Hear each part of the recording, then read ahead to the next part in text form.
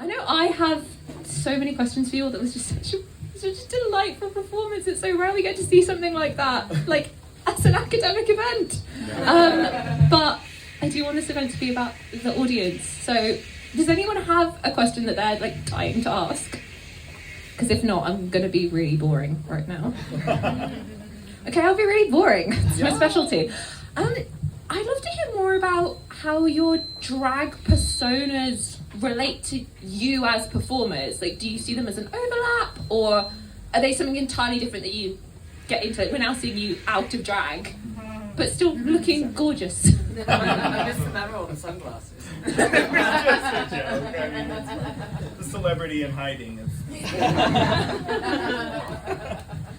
What do you think? Who wants to go first? Oh, okay. Well, I wonder. Yeah, my answer might be a little different than others, but for me, coming from just an acting background and a character acting background, Saundra is a very distinct person to me. That is not me, but comes from somewhere inside of me, obviously, and is inspired by the, sort of middle-aged Jewish woman that has always lived there. There's two wolves inside everyone. Exactly. So I think of her, and we were just talking about like how I find it hard to, like, if I'm performing as Saundra, I would never lose the voice, or I wouldn't break character per se. Like, even though the wig, like mentioning the wig did feel like, like I can't, because for me, yeah, it really feels like I'm trying to create some other person on the stage. Ooh. I would say that when I, outside of drag, Charlie used to be very, and my name is Charlie outside of drag, used to be very sort of quiet and introverted, or was, I know, shocker, right? I used to have quite a lot of anxiety, and was very much drag was a way to sort of bring myself out there and go, right, Rusty is based in Charlie, but is so much of an exaggeration that it's barely recognisable anymore. And I think over the years, the two have kind of gotten closer and closer together until there is very little separation now between me in drag and out of drag, and I say things I shouldn't out of drag, and I go, oh shit, that's going to get me in trouble, and vice versa, and all of that stuff. And I think, Rusty has given Charlie a lot more confidence in some senses. But yeah, so yeah, basically started as a separate person and slowly coalesced into one awful human being. Gorgeous. I think for me, I started off being like, they need to be very distinct. Like, I was like, there has to be a very clear line between when I'm Shroom and when I'm Prisma out of drag.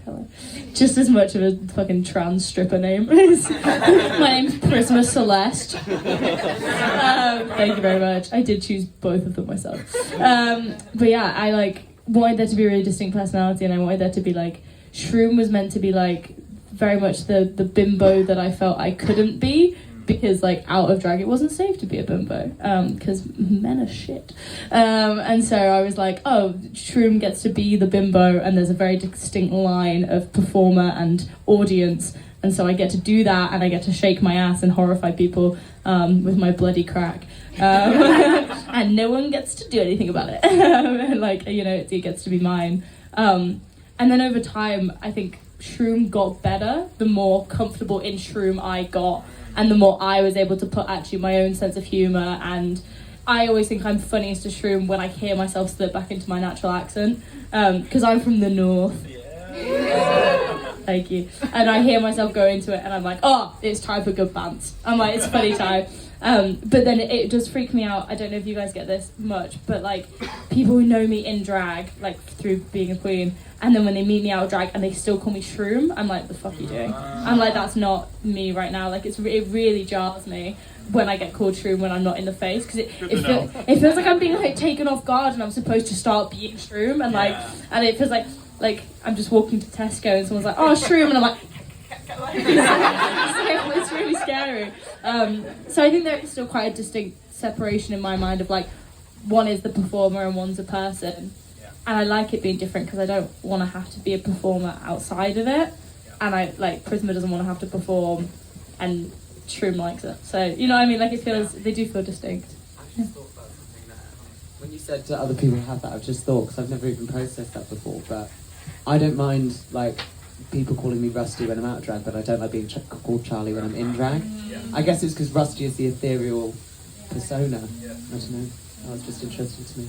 I feel the same. I feel the same way. Obviously, about Saundra, though. Nobody sees me on the street like Saundra.